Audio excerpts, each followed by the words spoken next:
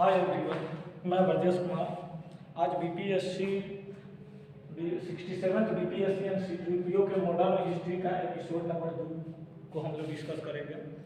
इसमें episode number 2 में सबसे बहुत बड़ा इम्पोर्टेंट चीज़ है जो हम लोग जो आगे की जो डिस्कशन कर रहे थे वो प्रीलिम्स जो 50 डेज में हम लोग कैसे तैयारी कर सकते हैं उसके बारे में विशेष जो जानकारी थी वो हम लोग उपलब्ध करा रहे थे। इसमें जो अगला एपिसोड है एपिसोड नंबर 2, उसमें हम लोग देखेंगे कि सामाजिक और धार्मिक पुनर्जागरण। सामाजिक और धार्मिक पुनर्जागरण वो सबसे इम्पोर्टेंट चैप्टर है जिससे अक्सर सवाल हर एक एग्जाम में पूछा जाता है। बीपीएससी से नहीं, स्टेट पीसीएस हो या रेलवे हो, एसएससी हो, ये सभी स्टेट में इस तरह के सवाल जो है वह सामाजिक एवं धार्मिक पुनर्जागरण से पूछा जाता है। तो हम लोग देखते हैं सामाजिक और धार्मिक पुनर्जागरण में क्या होता है। सामाजिक जो होता है, सामाजिक एवं धार्मिक पुनर्जागरण, वह समाज में जो हम धार्मिक पुनर्जागरण जो लाते हैं उसी को हम लोग सामाजिक एवं धार्मिक पुनर्जागरण बोलते हैं। एक समाज जो है अगर उसमें हमने किसी तरह से बदलाव करके उसके धार्मिक स्वरूप दे करके उसमें जो जागृति हमने लोगों के बीच पैदा किया उसी को हम लोग सामाजिक एवं धार्मिक पुनर्जागरण बोलते हैं। तो इसके बारे में हम लोग सबसे पहले देखते हैं। इसके पॉइंट जो है मैं आपको डिस्कस करूंगा। सामाजिक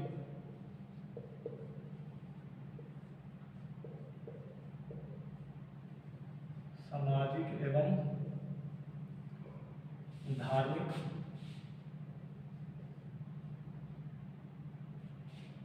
पुनर्जागरण। सामाजिक एवं धार्मिक पुनर्जागरण, सामाजिक एवं धार्मिक पुनर्जागरण के बारे में हम लोग देखते हैं कि इसके जो जन्मदाता और इसको जो लोगों के बीच में लाने का सबसे बड़ा जो श्रेय जाता है वो राजा राम मोहन राय को जाता है। राजा राम मोहन राय को हम लोग आधुनिक भारत का पिता भी बोलते हैं, नवजागरण का अग्रदूत भी बोलते हैं, भारतीय राष्ट्रवाद का जनक भी बोलते हैं, क्योंकि राजा राम मोहन राय ही एक ऐसा व्यक्ति थे जिन्होंने सामाजिक एवं धार्मिक पुनर्जागरण लगाया, लोगों में बहुत सारा उत्साहित किया। इसलिए नवजागरण का अग्रदूत भी इन्हें बोला जाता है।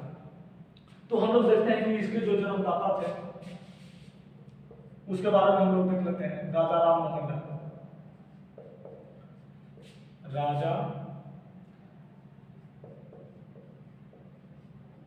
राजा राम मोहन राय, इनके जन्म के बारे में हम लोग देखते हैं कि राजा राम मोहन राय का जो व्यक्तित्व था वह समाज के प्रति बहुत ज़्यादा लगाव थे और इनका जो जन्म जो हुआ था वह हुगली में हुआ था। हुगली जो कलकत्ता में एक जगह है राधानगर, वहीं पे उनका जन्म हुआ था 1772 ईस्वी में। तो इनका जन्म जो हुआ था वो 1772 ईस्वी में हुआ था हुगली के राधानगर में।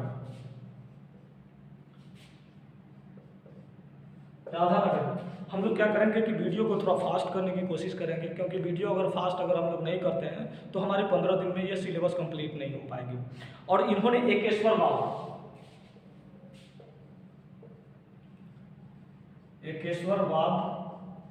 का देन की है। ये एकेश्वरवाद का मतलब हुआ कि एक ईश्वर में विश्वास रखते थे। तो ये इन्होंने एकेश्वरवाद का जो स्टेटमेंट है वो 1809 ईस्वी में दिया था इन्होंने। ये जो है वह डिफरेंट टाइप में पूछता है। सामाजिक और धार्मिक पुनर्जागरण का जन्मदाता किसे कहा जाता है? राजा राम मोहन राय का। इनका जन्म हुआ था 1772 ईस्वी में हुगली में, जो राधानगर एक गांव है। इन्होंने एकेश्वरवाद को 1809 में दिया था। इसके बाद हम लोग देखते हैं कि एक बार क्वेश्चन पूछते रहता है कि इनकी पुस्तक और अखबार, दो चीज हमको विशेष ध्यान रखना है। पुस्तक और अखबार के बारे में हमको विशेष ध्यान रखने की चीज है, क्योंकि कभी कभी क्या करता है कि आपको 4 ऑप्शन दे देगा। 4 ऑप्शन में ये रहेगा कि उसमें क्या करेगा कि 3 ऑप्शन आपकी अखबार का दे देगा और एक ऑप्शन उसमें क्या करेगा कि रख देगा कि इसमें से माने कि उनकी पुस्तक के बारे में एक ऑप्शन दे देगा। तो 4 ऑप्शन हो गया और 4 ऑप्शन में ये बोल देगा कि इनकी पुस्तक कौन सी थी। तो इसके बारे में हमको बहुत ज़्यादा ध्यान रखना है एकदम कॉन्सेप्ट के हिसाब से, क्योंकि इनकी जो पुस्तक थी उसके बारे में हम लोग देखते हैं तो इनका जो पुस्तक था, पुस्तक और अखबार, ये दो चीज को हम लोग अलग अलग करके डिफाइन करके इसके बारे में जानेंगे। पुस्तक और एक साइड हम लोग देखेंगे अखबार। अखबार भी कौन कौन थी, अखबार के बारे में और पुस्तक के बारे में हम लोग विशेषकर इस पर डिसीजन देखते हैं। क्योंकि पुस्तक और अखबार ये में बार बार कंफ्यूजन करता है। पुस्तक इनकी थी वह तूफात उल मुवाहिदीन, और अखबार जो थी वो संवाद कौमुदी, मिरातुल अखबार, ये सब जो इनकी थी ये अखबार था, ये अखबार था। और जो पुस्तक थी वह तूफात उल मुहादिन, इसको हम लोग लिखेंगे तूफात उल मुहादिन, इस तरीका से तूफात उल मुहादिन। और एक इनकी जो दूसरी पुस्तक थी, यहां पे भी हम लोग कर लेते हैं, एक जी इनकी जो दूसरी पुस्तक थी वह बहुत precept of Jesus, precept of Jesus,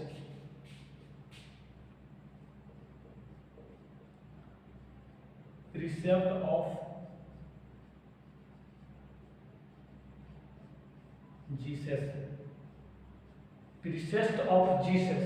और ये इनकी दो महत्वपूर्ण किताब थी, बुक था जो इन्होंने लिखा था। और उसके बाद अखबार में जो हम लोग देखते हैं वो संवाद कौमुदी, संवाद कौमुदी जो बांग्ला भाषा में था, जो बांग्ला भाषा में था। और दूसरा जो था वो दूसरा इनका बुक था मिरातुल अखबार,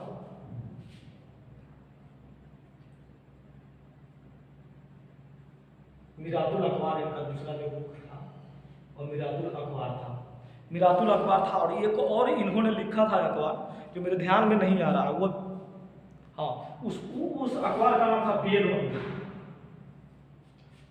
वेद मंदिर, वेद मंदिर। तो इनका जो अखबार हो गया वो तीन हो गया। पहला हम लोग देखते हैं संवाद कौमुदी जो बांग्ला भाषा में थी, मिरातुल अखबार जो फारसी में थी, जो फारसी, और दूसरा था वेद मंदिर। वेद मंदिर अब ऐसे नाम से पता लग रहा है कोई हिंदी में हुआ। तो इसका जो दो पुस्तक और तीन अखबार, इसको याद रखना है क्योंकि वो बार बार रेगुलर एग्जाम में पूछते रहता है। तो पुस्तक से हम लोग देख लिए तूफात उल मुहादिन, तुल्फात उल मुहादिन और प्रीसेप्ट ऑफ जीसस। देख लेना है कि हिंदी में थोड़ा बहुत मिस्टेक होते रहता है लिखने में, तो उस पर कोई विशेष बात नहीं करनी है, सिर्फ पॉइंट के ऊपर ध्यान देना है। अब देखिए, अब इसने स्थापना कौन कौन संस्था की, पुनर्जागरण को विस्तृत करने के लिए इन्होंने संस्था का स्थापन किया। वो कौन कौन से संस्थापन थी, स्थापना इन्होंने किया था, तो उसके बारे में भी हम लोग देख लिए। पुस्तक भी हम लोग देख लिए कि तूफात उल मुहादिन, प्रीसेप्ट ऑफ जीसस, अखबार संवाद कौमुदी, मिरातुल अखबार और वेद मंदिर, ये तीन इनकी अखबार थी। और उसके बाद हम लोग देखते हैं, उसके बाद हम लोग थोड़ा तेजी में करने का कोशिश करेंगे क्योंकि अपने को सिलेबस भी कवर करना है, इसको मैं मिटा देता हूँ, सिलेबस भी कवर करना है। इसकी स्थापना में हम लोग देखते हैं स्थापना इन्होंने क्या क्या चीज क्या किया था। स्थापना से संपर्क हुआ कि पुनर्जागरण, धार्मिक पुनर्जागरण एवं सामाजिक पुनर्जागरण का नेतृत्व करने के लिए इन्होंने की एक सभा का आयोजन, जहाँ पे बैठका हो सके, जहाँ पे वो डिस्कस ले सके कि लोगों के बीच में हम जाकर के लोगों को कैसे जागृत करें। तो इसके लिए उन्होंने आत्मीय सभा, पहला जो इनकी स्थापना थी वो आत्मीय सभा,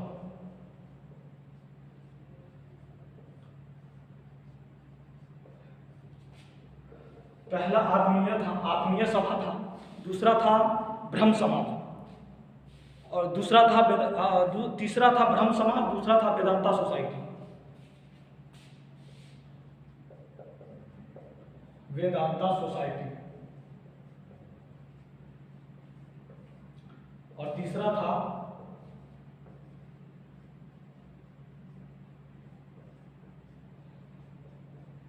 देखो इसमें क्या करना है कि इसके बारे में भी थोड़ा डेट को भी देख लेना है।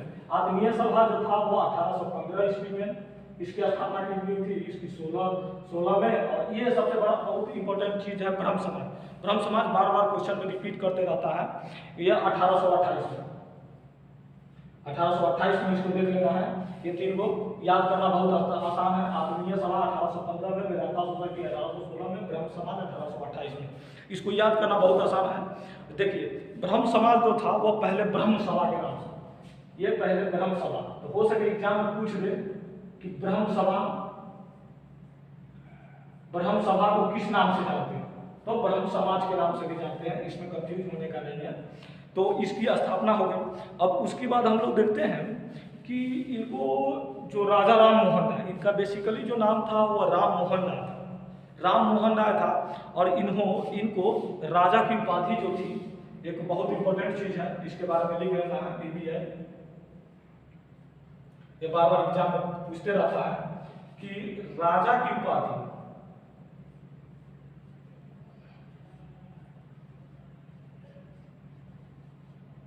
राजा की उपाधि इनको अकबर द्वितीय ने दिया था, क्योंकि ये बार बार एग्जाम में पूछा जाता है।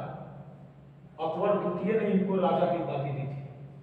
अकबर द्वितीय ने इनको राजा की, अकबर ने नहीं, अकबर द्वितीय ने इनको राजा की उपाधि दी थी। इनकी मृत्यु जो हो जाती है वो 1853 ईस्वी में इनकी मृत्यु हो जाती है। इनके बारे में विशेष चीज जो हम जानेंगे,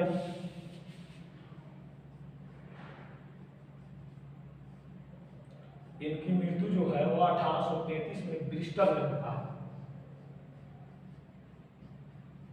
देखिए हम लोग विशेष चीज के बारे में विशेष डिस्कस नहीं करेंगे, क्योंकि हमको सिर्फ एग्जाम क्वालिफाई करना है, हमको कोई रिसर्चर और थीसिस इस पर नहीं करना है। मेरे को एग्जाम में कितना जल्दी कितना कम आवर में मैं कैसे एग्जाम क्वालिफाई कर सकता हूँ, इसके बारे में हमको जानना सबसे बड़ा जरूरी है। तो राजा की उपाधि इनको अकबर द्वितीय ने दिया था। मृत्यु 1833 ईस्वी में ब्रिस्टल में हुआ था। स्थापना, इन्होंने जो स्थापना किया था वो आत्मीय सभा 1815 ईस्वी में, वेदांता सोसाइटी 1816 ईस्वी में, ब्रह्म समाज 1828 ईस्वी में। 1828 को इस तरीके से लिखेंगे, याद रखेंगे, क्योंकि इसके 1828 इस तरीका का हम लोग को रिलेट करके इसको याद करेंगे। आत्मीय सभा 1815 ईस्वी, वेदांता सोसाइटी 1816, ब्रह्म समाज 1828, और ब्रह्म समाज को ही ब्रह्म सभा बोलते हैं। राजा की उपाधि अकबर द्वितीय ने, और मृत्यु 1833 ईस्वी में ब्रिस्टल में हुआ था। अब देखिए इनकी जो मृत्यु हो गई, इनकी मृत्यु के बाद क्या होता है कि जो ब्रह्म समाज जो होता है, इनकी मृत्यु के बाद जो ब्रह्म समाज जो होता है इसकी विभाजन हो जाती है। इसकी विभाजन हो जाती है 1815 ईस्वी में। तो इससे दो गुट निकल के आते हैं, ब्रह्म समाज से दो गुट निकल के आते हैं। एक देवेंद्र नाथ का, और दूसरा जो गुट होता है वो केशव चंद्र सेन का। तो इन्होंने ब्रह्म समाज का विभाजन कर दिया। सॉरी ब्रो, थोड़ा इसको मिटाने में भी थोड़ा टाइम लगता है, मेरे को जल्दी जल्दी करना है, क्योंकि आप लोगों के हिसाब से ही मेरे को चल रहा है। अब देखिए विभाजन हम लोग देखते हैं। विभाजन 1865 में,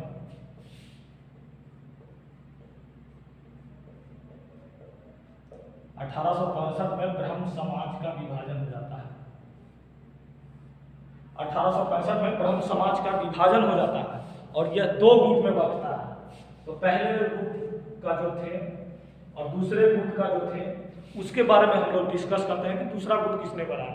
तो पहले गुट वाले जो थे वो ब्रह्म समाज ऑफ इंडिया का निर्माण किया। ब्रह्म समाज ऑफ इंडिया का निर्माण केशव चंद्र ने किया।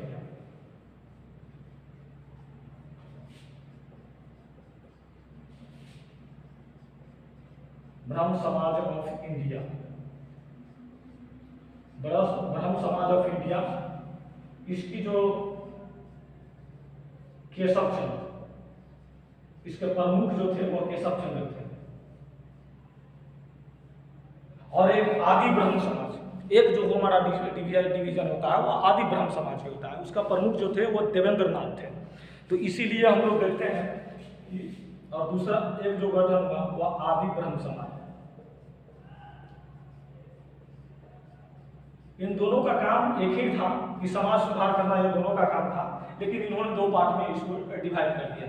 और इसका ये आदि ब्रह्म समाज और ब्रह्म समाज ऑफ इंडिया, ये बहुत इंपॉर्टेंट है, पूछते रहता है। ब्रह्म समाज ऑफ इंडिया विभाजन केशव चंद्र, और आदि ब्रह्म समाज, आदि ब्रह्म समाज का जो संस्थापक थे वो देवेंद्र नाथ थे, और देवेंद्र नाथ ने ही तत्वबोधिनी सभा की भी स्थापना की थी।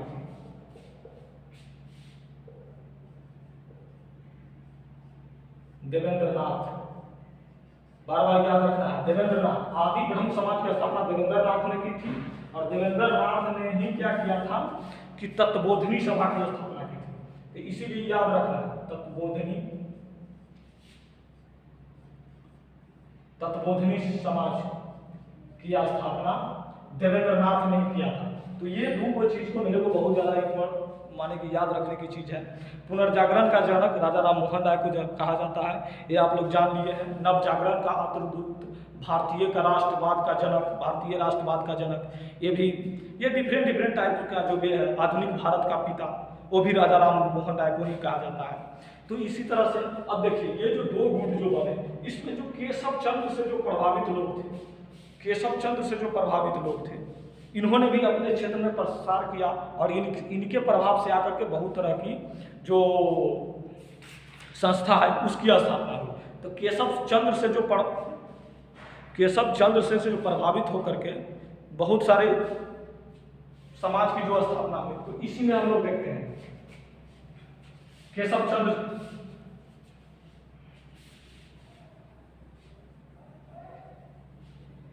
अब हम लोग यहाँ पे हेडिंग देंगे केशव चंद्र।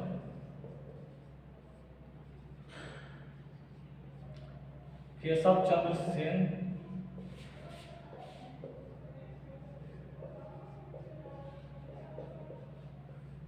केशव चंद्र से प्रभावित होकर के किस समाज की स्थापना की गई, उसके बारे में हम लोग देखेंगे। पहला जो था मेरा अपना वो प्रार्थना सभा था, प्रार्थना समाज की स्थापना की गई।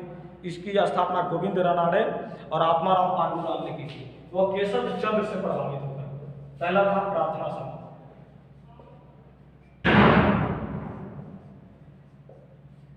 प्रार्थना सभा से जो हमारा जो आया, वो इसकी संस्थापक जो था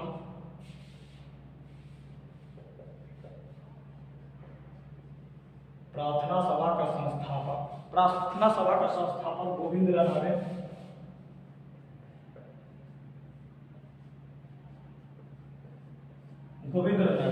प्रार्थना सभा का संस्थापक था गोविंद रनाड़े, और इसकी स्थापना हुई थी 1867 ईस्वी में। और एक इसमें और थे आत्माराम पांडुराम,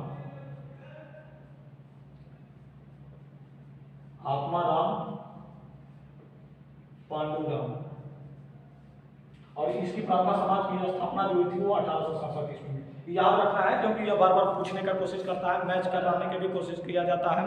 और देखो रनाड़े को गोविंद रनाड़े को हम पश्चिम का सुकरात भी बोलते हैं। पश्चिम का मतलब महाराष्ट्र का सुकरात, पश्चिम में जो महाराष्ट्र है, महाराष्ट्र का सुकरात हम पश्चिम में इन्हें सुकरात के नाम से ही जानते हैं। गोविंद रनाड़े को हम लोग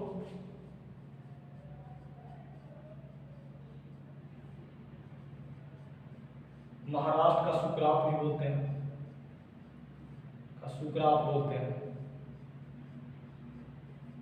तो कभी कभी क्वेश्चन में आ जाता है कि पश्चिम में या महाराष्ट्र में का सुकरात किसे बोलते हैं, तो गोविंद रनाड़े को, ये याद रखना है। और देखिए और जो पश्चिम भारत में संस्कृति का अग्रदूत भी माना जाता है। पश्चिम में संस्कृति का अग्रदूत भी इन्हीं को माना जाता है, गोविंद रनाड़े को। इसीलिए प्रार्थना सभा की स्थापना 1867 ईस्वी में से संस्थापक गोविंद रनाड़े और आत्माराम पांडुराम, महाराष्ट्र का सुकरात भी बोलते हैं। अब आगे का जो देखते हैं, एक और जो बहुत इंपॉर्टेंट चीज था इसमें वो वेद समाज। पहला तो ये जो दो सब था वो केशव चंद्र से प्रभावित होकर इन्होंने समाज की स्थापना की थी। दूसरा है मेरा वेद समाज।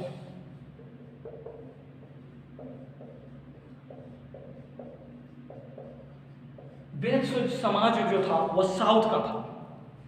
साउथ का श्रीधरनु नायडू ने मद्रास में इसकी स्थापना की थी। इसके बारे में याद रखना है। इसकी संस्थापक जो थे, इससे ज़्यादा विशेष क्वेश्चन पूछता नहीं है, इसमें संस्थापक पूछता है। तो इसकी संस्थापक जो थे वह श्रीधर नायडू थे। श्रीधर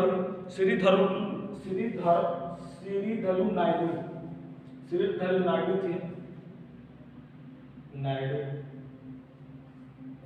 देखा मैं थोड़ा बहुत हिंदी में भी गड़बड़ सड़बड़ हो जाता था, इसके लिए परेशान होने की बात नहीं है।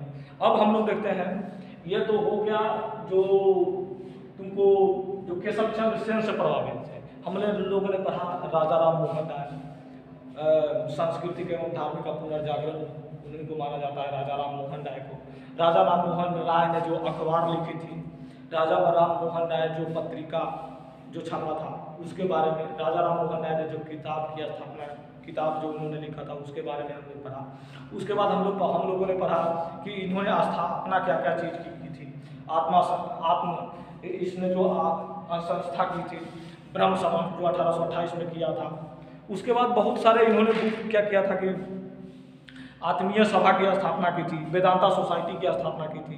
अकबर द्वितीय ने इन्हें राजा की उपाधि दी थी। इसके बाद उनकी मृत्यु के बाद 1833 में उनकी मृत्यु हो जाती है ब्रिस्टल में, और इसके कुछ दिन के बाद ही क्या करता है कि ब्रह्म समाज दो भागों में डिवाइड हो जाता है। एक आदि ब्रह्म समाज और दूसरा जो हो गया और दूसरा जो होता है वह ब्रह्म समाज ऑफ इंडिया। एक का ब्रह्म समाज ऑफ इंडिया का केशव चंद्र ने नेतृत्व किया, और आदि समाज का जो देवेंद्रनाथ ने इसकी मानवीय इसका नेतृत्व किया।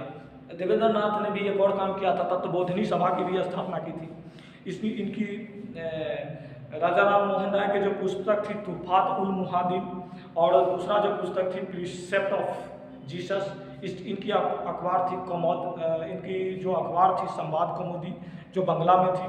उसके बाद था मिरातुल अखबार जो फारसी में थी, और एक था वेद मंदिर वो तुमको हिंदी में थी। इन्होंने स्थापना किया था आत्मीय सभा का, वेदांता सोसाइटी का, ब्रह्म समाज का जो आत्मीय सभा 1815 ईस्वी में, वेदांता समाज 1816 ईस्वी में, और ब्रह्म समाज 1828 में। तो ये मेरा धार्मिक एवं सामाजिक एवं धार्मिक पुनर्जागरण का जो बात था वो हो गया। उसके बाद हम लोग देखते हैं आर्य समाज। आर्य समाज के बारे में हम लोग पढ़ते हैं। ये सबसे बहुत इंपॉर्टेंट क्वेश्चन सब आते रहता है।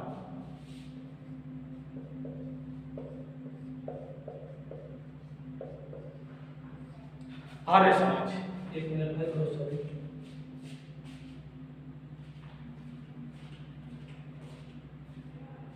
तो आर्य समाज क्या होता है? आर्य समाज की जो संस्थापक थी, संस्थापना जिन्होंने किया था वो दयानंद सरस्वती ने। ये इन्होंने सभी लोगों ने देश को धार्मिक और स्वतंत्रता रूप से पुनर्जागरण करने के लिए प्रयास किया। उसी में एक है आर्य समाज। आर्य समाज के संस्थापक जो थे, संस्थापक दयानंद सरस्वती।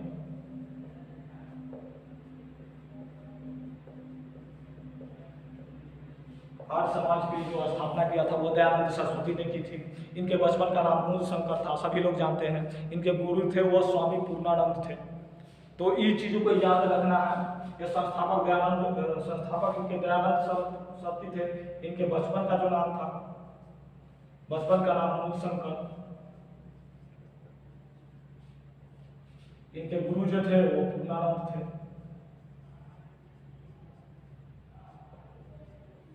पूर्णानंद जी इनके गुरु थे।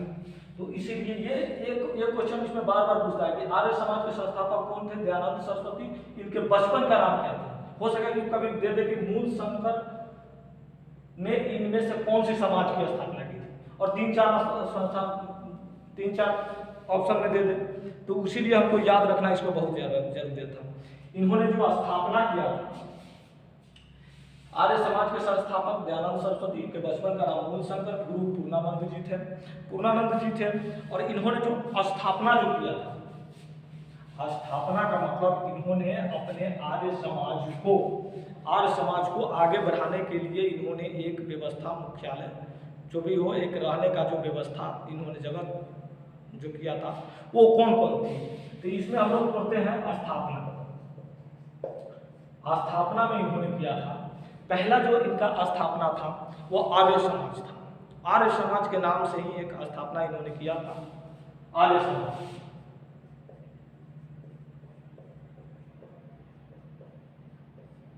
आर्य समाज 1867 ईस्वी में, और इसका जो मुख्यालय था वो बहुत इंपॉर्टेंट है,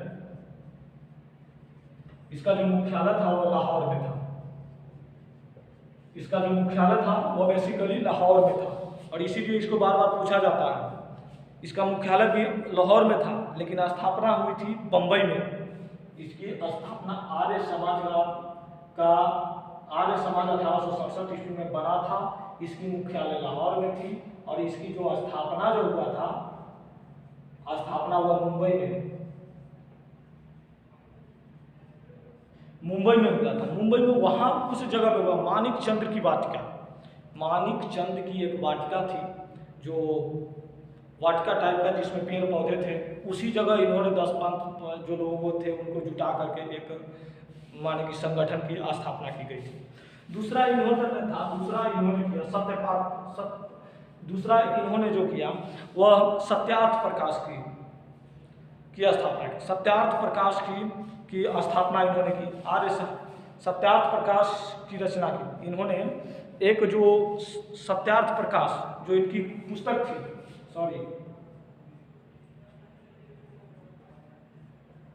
सत्यार्थ प्रकाश की इन्होंने रचना की थी। सत्यार्थ प्रकाश की रचना की थी। सत्यार्थ प्रकाश की रचना की थी इन्होंने। सत्यार्थ प्रकाश की रचना जो की थी वो 1874 ईस्वी में। देखना है, आर्य समाज की स्थापना जो था वो 1865 में, गलती लिखा गया था। आर्य समाज की स्थापना 1865 में, क्या 1875 में, और इसकी जो स्थापना थी वो 1874 में। सत्यार्थ प्रकाश को हम लोग आर्य समाज की बाइबल भी बोलते हैं, आर्य समाज का बाइबल भी बोलते हैं। सत्यार्थ प्रकाश को हम लोग आर्य समाज की बाइबल भी बोलते हैं। तो पूछ दिया जाता है आर्य समाज की बाइबल किसे बोलते हैं? सत्यार्थ प्रकाश की रचना को आर्य समाज की बाइबल बोलते हैं, आर्य समाज की बाइबल बोलते हैं। इसमें देखिए, इसके बहुत पूर्व कथन, इनके महत्वपूर्ण कथन के बारे में भी क्वेश्चन बार बार आता है। इनके महत्वपूर्ण कथन जो था उसके बारे में भी हम लोग देख लेते हैं।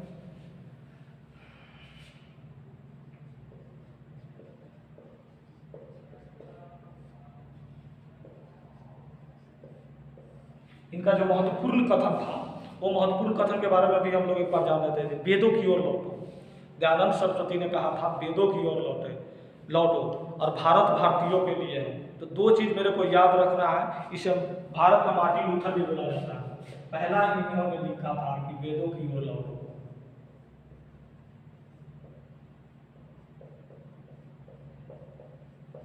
क्यों इन्होंने कहा था कि वेदों की ओर लौटो? वेदों की ओर लौटो इन्होंने इसीलिए कहा था कि जो मेरा जो वेद है उसमें बहुत तरह की जो आर्य सामाजिक अवधारणा हो, उसके बाद जो समाज से रिलेटेड जो दवा जड़ी बूटी सारा चीज अपने को वेद में ही उपलब्ध था। इसीलिए इन्होंने कहा था कि वेद की ओर लौटो, कि वेदों को पढ़ाई करो। ये बहुत सबसे महत्वपूर्ण है।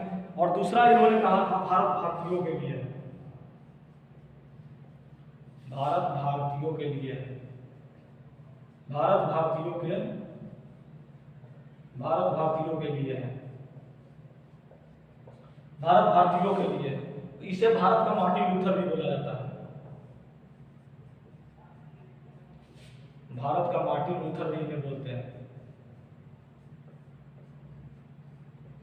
भारत का मार्टिन लूथर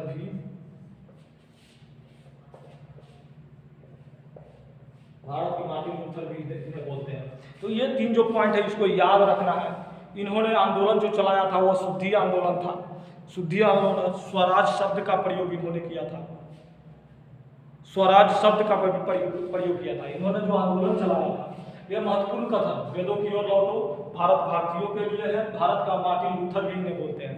भारत का मार्टिन लूथर भी इन्हें बोलते हैं। और दूसरा इनका महत्वपूर्ण आंदोलन था वह था शुद्धि आंदोलन चलाया था। शुद्धि आंदोलन चलाया था इसलिए चलाया था कि जो भी लोग हिंदू जो मुस्लिम में कन्वर्ट हो गए थे, उन्होंने इसको पूरा फिर से हिंदू में वापस लाने की कोशिश की। स्वराज शब्द का सबसे पहला प्रयोग आर्य दयानंद सरस्वती ने ही किया था। तो इसीलिए इस चीज को भी देख लेना है।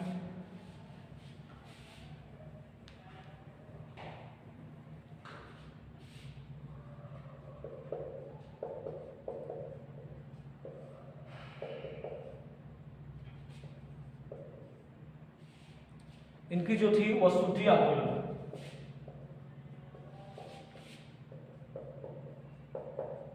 शुद्धि आंदोलन, शुद्धि आंदोलन के बारे में तो हम लोग जान लिए। जो लोग क्या किया था कि पहले जो मुस्लिम हो गए थे उसको फिर से इन्होंने हिंदू में वापस आने के लिए इन्होंने शुद्धिकरण का काम किया। इन्होंने स्वराज शब्द का प्रयोग किया, स्वराज शब्द का प्रयोग किया इन्होंने। उसके बाद क्या होता है कि इनकी जो पार्ट है आर्य समाज के पश्चात, इसके आर्य समाज के में के पश्चात जब ये सारा चीज जब हो रहा था, उसी के बीच में जब दयानंद सरस्वती की जब मृत्यु हो जाती है तो आर्य समाज का मुख्यतः दो धारा में बांटने लगती है। दो धारा में बांटने लगती है, एक जो होता है वह शिक्षा के विरोधी और दूसरा जो होता है वह शिक्षा के समर्थक। तो शिक्षा के विरोधी कहने का मतलब ये नहीं कि वह शिक्षा से हट जाए, वह शिक्षा से ही जुड़ा हुआ था, लेकिन वो वह पहले का ही गुरुकुल टाइप का ही व्यवस्था को संचालित करना चाहता था। और दूसरा जो थे वह एक स्ट्रक्चर बना करके, एक ढांचा बना करके एक प्रॉपर वे में सिस्टमेटिक तरीका से उसका कार्यभार करना चाहते हैं। इसमें तो हम लोग इसके बारे में भी देख लेते हैं, इसके बारे में हम लोग देख लेते हैं। तो ये जो इसकी दो पार्ट में विभाजन हो जाती है। एक जो हो गया जिसने गुरुकुल चलाना स्टार्ट किया, गुरुकुल के हिसाब से शिक्षा को देना स्टार्ट किया। दूसरे ने क्या किया, गुरुकुल के हिसाब से शिक्षा, और दूसरे ने क्या किया कि प्रॉपर वे में शिक्षा का स्ट्रक्चर दे करके, शिक्षा का संरचना दे करके इसको क्या किया कि चलाना स्टार्ट किया। तो शिक्षा जो गुरुकुल से जो लोग जुड़े थे उसमें देखिए, उसमें स्वामी श्रद्धानंद, लेखाराम, मुंशी राय, ये सब जो थे वो जुड़े हुए थे। और इसकी स्थापना जो हुई वो गुरुकुल 1902 में, पहला गुरुकुल की जो स्थापना हुई वो 1902 ईस्वी में कांगड़ा जो है जो हिमाचल प्रदेश में पड़ता है, तो कांगड़ा में इसकी स्थापना हुई। और दूसरा जो शिक्षा का जो संरचना था इसमें था, इसके जो प्रमुख थे वो श्रद्धानंद थे,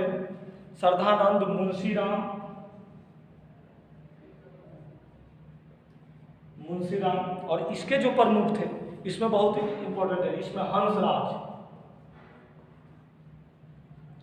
लाला लाजपत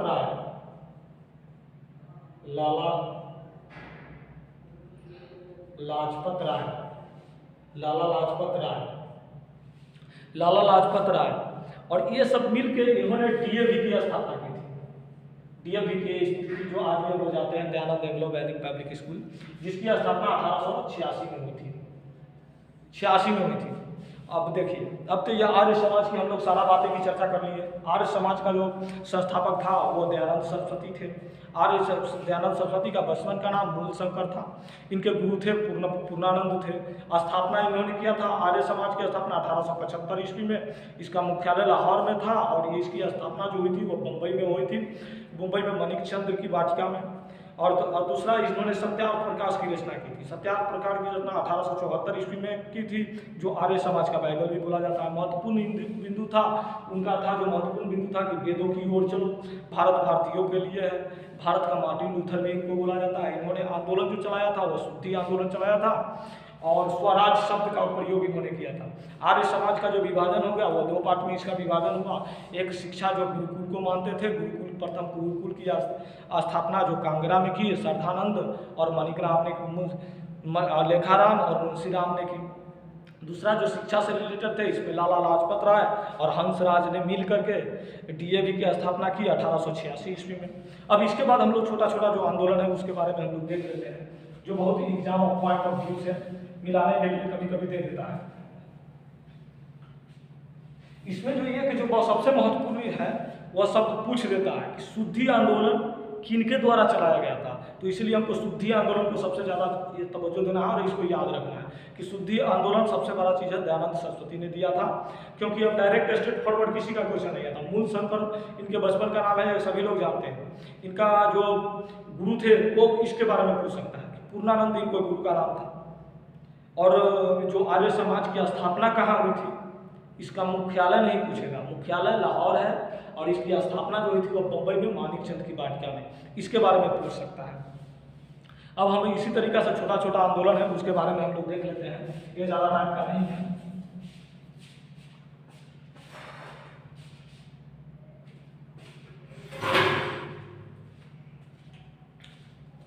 बोलते बोलते भाई थोड़ा परेशानी है। अब देखो छोटा छोटा आंदोलन में आते हैं यंग बांग्ला आंदोलन, जो तुरंत खत्म हो जाएगा। थोड़ा आप लोग भी कोशिश कीजिएगा, अगर टाइम नहीं मिले तो फिर इसको बाद में भी वीडियो को देख लीजिएगा, क्योंकि वो बहुत ज़्यादा। यंग बांग्ला आंदोलन,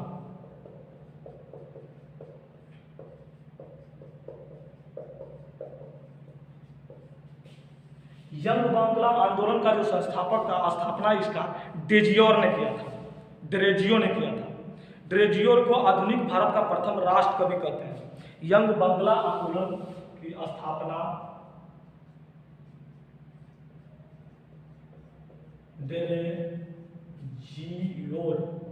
ड्रेजियोर ने किया था। ड्रेजियोर ने, और ड्रेजियोर को भारत का प्रथम कवि बोला जाता है। ड्रेजियोर को आधुनिक भारत का प्रथम कवि बोला जाता है, प्रथम राष्ट्र कवि बोला जाता है। भारत का प्रथम राष्ट्र कवि ड्रेजियोर को बोला जाता है,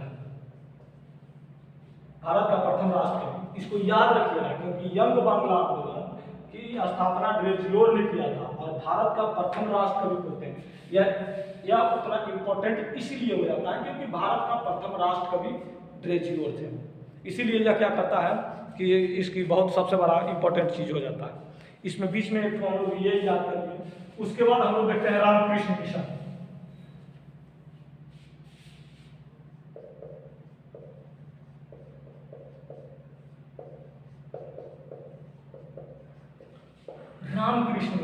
रामकृष्ण मिशन की स्थापना 1897 ईस्वी में हुई थी। 1897 ईस्वी से। और इसके जो स्थापना करने वाला जो व्यक्ति था वह स्वामी विवेकानंद थे। स्वामी विवेकानंद का ही गुरु थे। उन्हीं के नाम पर उन्होंने क्या किया था कि रामकृष्ण मिशन की स्थापना की थी। इनके बचपन का नाम गदाधर चट्टोपाध्याय था। रामकृष्ण का बचपन का नाम, इनके बचपन का नाम गजाधर चट्टोपाध्याय था। गजाधर चट्टोपाध्याय, इनके बचपन का नाम गजाधर चट्टोपाध्याय था। और ये कलकत्ता के दक्षिणेश्वर मंदिर के एक पुजारी थे। कलकत्ता के दक्षिणेश्वर काली मंदिर के पुजारी थे।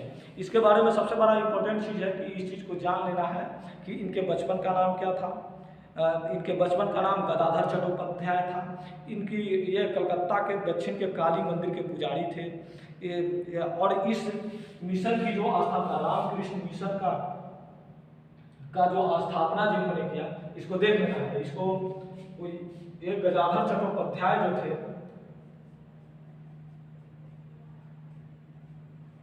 और दक्षिणेश्वर काली मंदिर के पुजारी थे। काली मंदिर के पुजारी थे, दक्षिणेश्वर काली मंदिर के पुजारी थे। तो ये थोड़ा सा पार्ट है जो पूछ लेता है, इसके बारे में हमको थोड़ा याद रखना है। रामकृष्ण मिशन का बचपन का नाम गजाधर चट्टोपाध्याय था। यह दक्षिणेश्वर के काली मंदिर के पुजारी थे। ये क्या किए कि स्वामी विवेकानंद के गुरु थे। तो स्वामी विवेकानंद के गुरु थे। अब इसको हम देख लेते हैं कि रामकृष्ण की मिशन की स्थापना किसने की। तो इसकी स्थापना जो किया था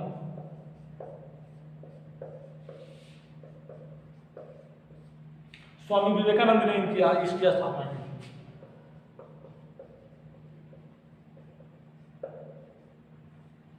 स्वामी विवेकानंद इसकी स्थापना की थी। स्वामी विवेकानंद कलकत्ता के वेलूर के रहने वाले थे।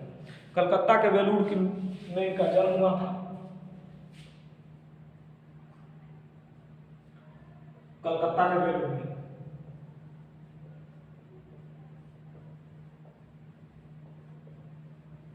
कलकत्ता के बेलूर में इनका जन्म हुआ था। 1897 ईस्वी में इनका जन्म हुआ था।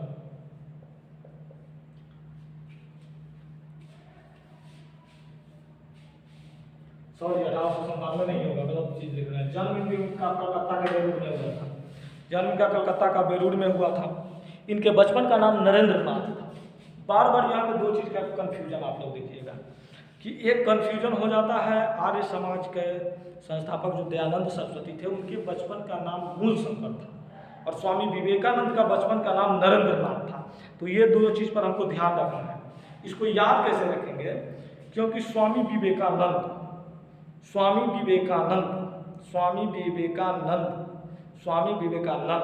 नंद जो जिसके लास्ट में आ रहा है, तो उसको हम लोग नरेंद्र नाथ कर देंगे, क्योंकि इसमें नंद नंद न द, तो नरेंद्र नाथ कर देंगे इसमें जो है। और दयानंद सरस्वती में हम लोग कुछ नहीं, इसमें भी न और द, लेकिन लास्ट जो ऑप्शन है वह सरस्वती याद आ रहा है, तो इसीलिए हम लोग इसमें हम लोग विशेष ध्यान नहीं देंगे। इनका जन्म कलकत्ता में हुआ था 1863 ईस्वी में। 1863 ईस्वी में इनका जन्म हुआ था कलकत्ता में। और देखिए इसका कार्यक्रम था। कार्यक्रम के बारे में हम लोग सबसे ज़्यादा डिस्क्राइब कर लेंगे, क्योंकि कार्यक्रम के बारे में बार बार पूछते रहता है। इनका जो कार्यक्रम था, इनके कार्यक्रम के बाद में हम लोग महत्वपूर्ण चीज को देख लेते हैं। इनका जो कार्यक्रम था, इनका पहला जो कार्यक्रम था, वह पहला कार्यक्रम विश्व धर्म सम्मेलन में भाग लिया था।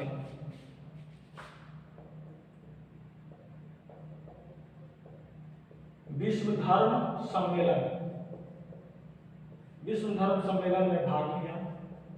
पहला कार्य जिसका सबसे बड़ा ये इम्पोर्टेंट कार्य है, अमेरिका के शिकागो के सेंट कोलंबस हॉल में जो कार्यक्रम हुआ था, यह अमेरिका के सेंट कोलंबस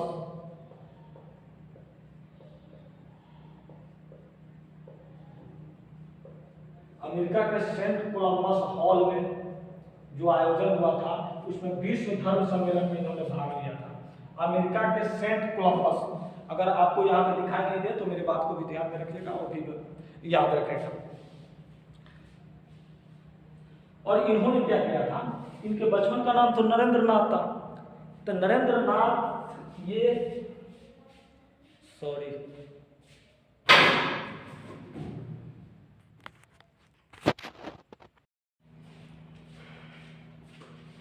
तो हम लोग देख रहे थे कार्यक्रम विश्व धर्म सम्मेलन में भाग लिया। उसके बाद अमेरिका के सेंट कोलंबस हॉल में उन्होंने भाषण दिया था। और इसके बारे में हम लोग देख लेते हैं, क्योंकि इसका दूसरा जो पॉइंट है, इनको राजा की उपाधि, इनको जो है इन्होंने अपना नाम जो था, जो नरेंद्र नाथ, इससे इन्होंने अपना नाम को चेंज कर दिया था। और ये खेतरी के राजा महाराजा खेतरी के सुझाव पर अपना नाम इन्होंने चेंज किया था। महाराजा खेतरी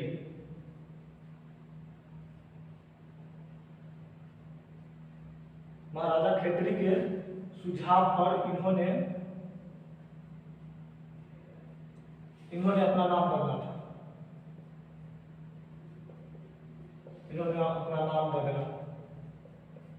इन्होंने अपना नाम बदला महाराजा खेतरी के कहने पर। और इनका सबसे बड़ा जो योगदान था, इनकी एक जो बम्बई से पेनिसुलर जहाज से इनकी जो यात्रा थी, वो बम्बई से इनकी यात्रा हुई थी।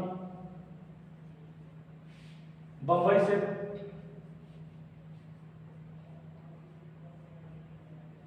पेनिसुलर जहाज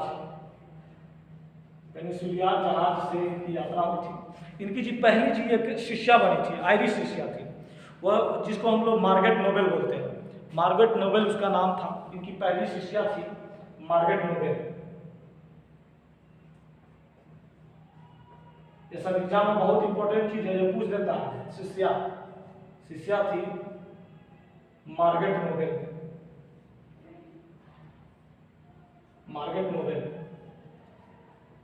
मार्गरेट नोबेल इनकी शिष्या थी, जिन्होंने बहुत ज़्यादा इनकी मदद की।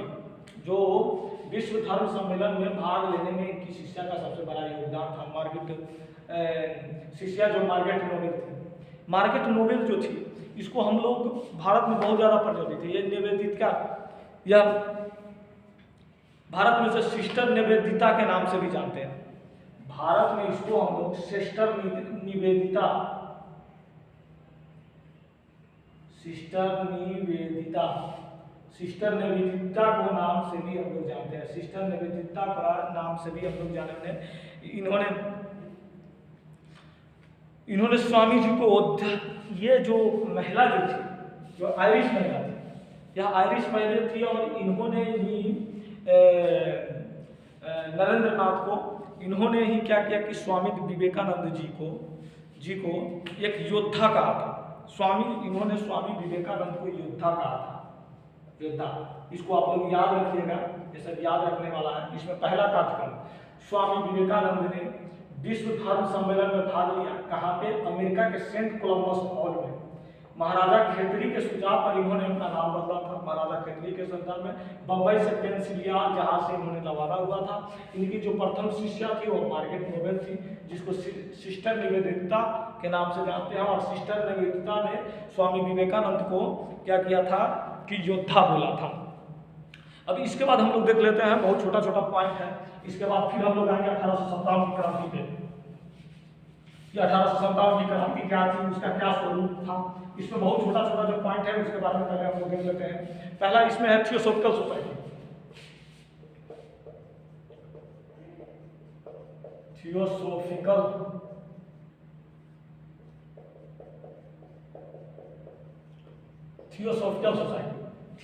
सोसाइटी की स्थापना जो मुख्यतः हुई थी वो 1875 ईस्वी में।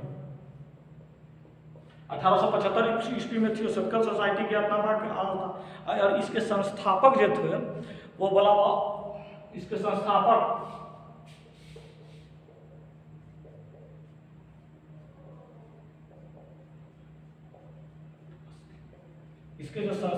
थे वो व्लादिमीर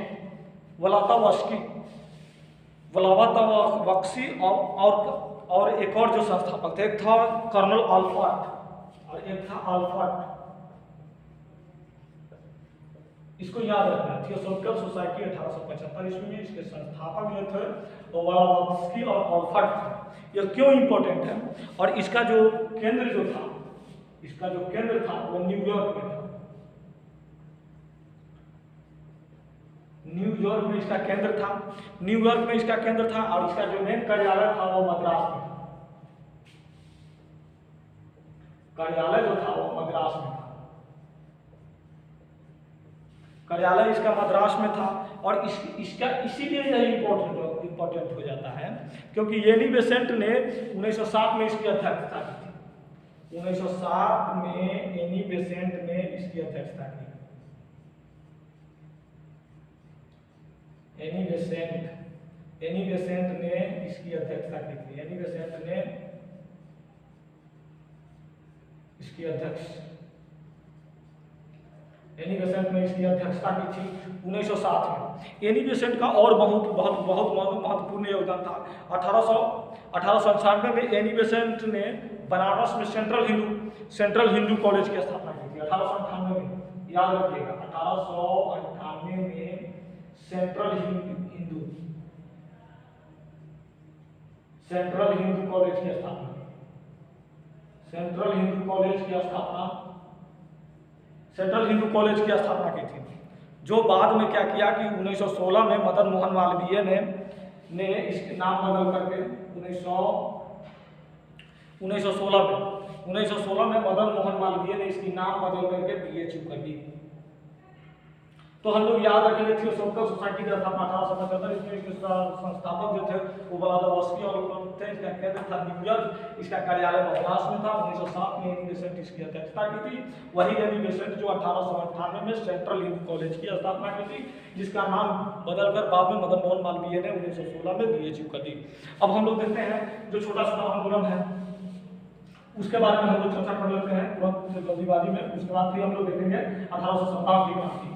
1857 की क्रांति सबसे इंपॉर्टेंट चीज है, इससे बार बार क्वेश्चन आते रहता है। अब इसके बाद हम लोग देखते हैं अलीगढ़ आंदोलन।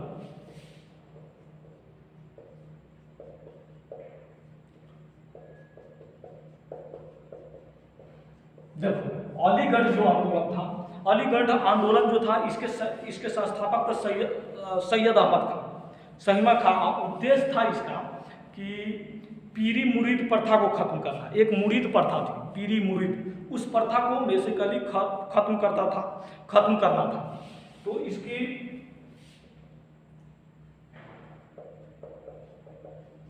जो संस्थापक थे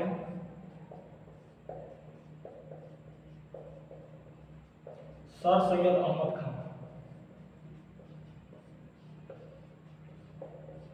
इसका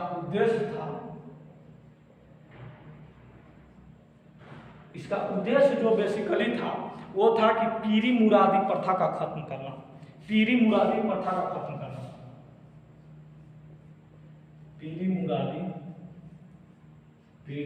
प्रथा को खत्म करना, पीरी मुरादी प्रथा को खत्म करना था उसके। और अलीगढ़ आंदोलन के नेतृत्व से ही कुछ ऐसा चीज़ का जो संस्थापन हुआ, जैसे साइंटिफिक सोसाइटी, अलीगढ़ मुस्लिम विश्वविद्यालय जो स्थापना हुई 1920 में, यही अलीगढ़ आंदोलन से ही किया हुआ है। इसमें एक याद रखने वाला चीज है, BBI है, अलीगढ़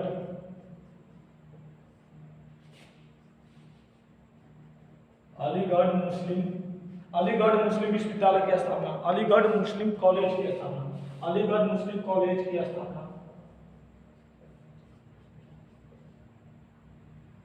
अलीगढ़ मुस्लिम कॉलेज की स्थापना जो हुई थी वो 1920 में हुई थी, 1920 में। तो इसलिए इसको याद रखना है एकादो। उसके बाद आता है देवबंद आंदोलन,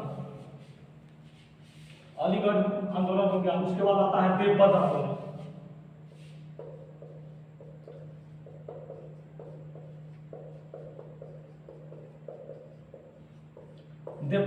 देवबंद आंदोलन में क्या था कि देवबंद आंदोलन जो था वो ननौतवी और गंगोही द्वारा किया गया था, और इसका जो मुख्य केंद्र था वो सहारनपुर था, और उद्देश्य उसका था कुरान एवं हदीस का प्रचार करना। याद रखिएगा, कुरान एवं हदीस का प्रचार करना देवबंद आंदोलन का काम। देखने से यार हम हिंदू लग रहा है, लेकिन ऑलरेडी यह काम मुस्लिम जैसा है। इसका मुख्य उद्देश्य था कुरान एवं हदीस का प्रचार करना। एक है अहमदिया आंदोलन। अहमदिया आंदोलन का जो नेतृत्व कर रहा था,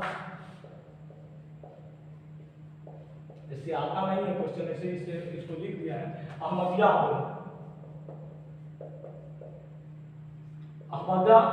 आंदोलन का जो बेसिकली जो नेतृत्व करता था वो मिर्जा गुलाम अहमद।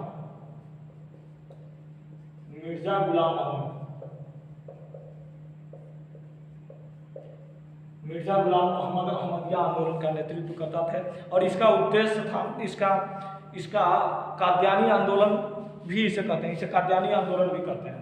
इतना तो मेरा सामाजिक एवं धार्मिक पुनर्जागरण का जो चैप्टर था वो खत्म हो गया।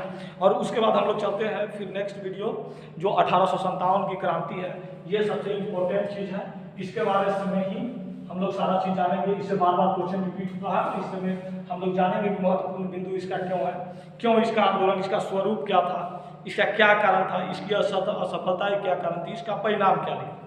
तो हम लोग देखते हैं पहला 1857 की क्रांति, जहां से बार बार क्वेश्चन पूछा जाता है। 1857 की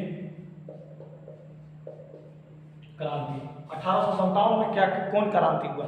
देखिए इस समय जो इसका सबसे प्रमुख बिंदु है उसको हम लोग देख लेते हैं।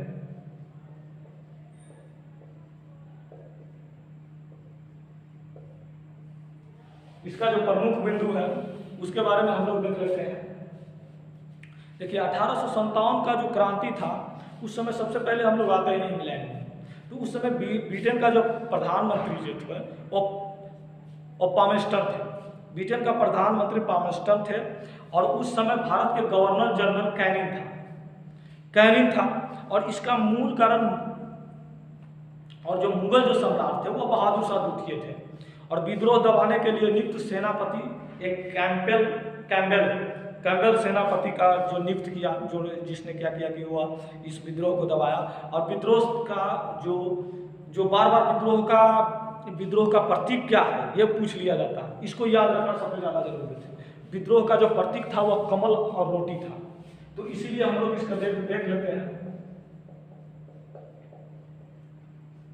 ब्रिटेन प्रधानमंत्री, ब्रिटेन का प्रधानमंत्री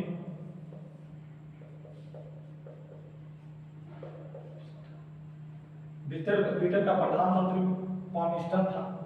यहाँ पर जो गवर्नर जनरल था वह कैनिंग था।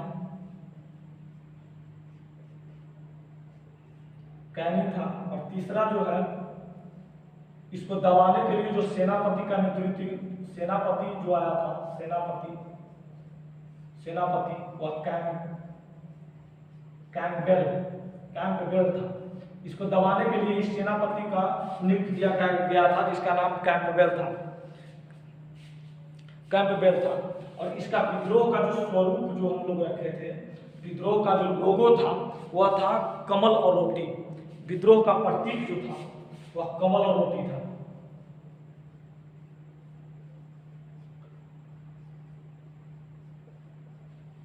का जो प्रतीक था वह था कमल और रोटी।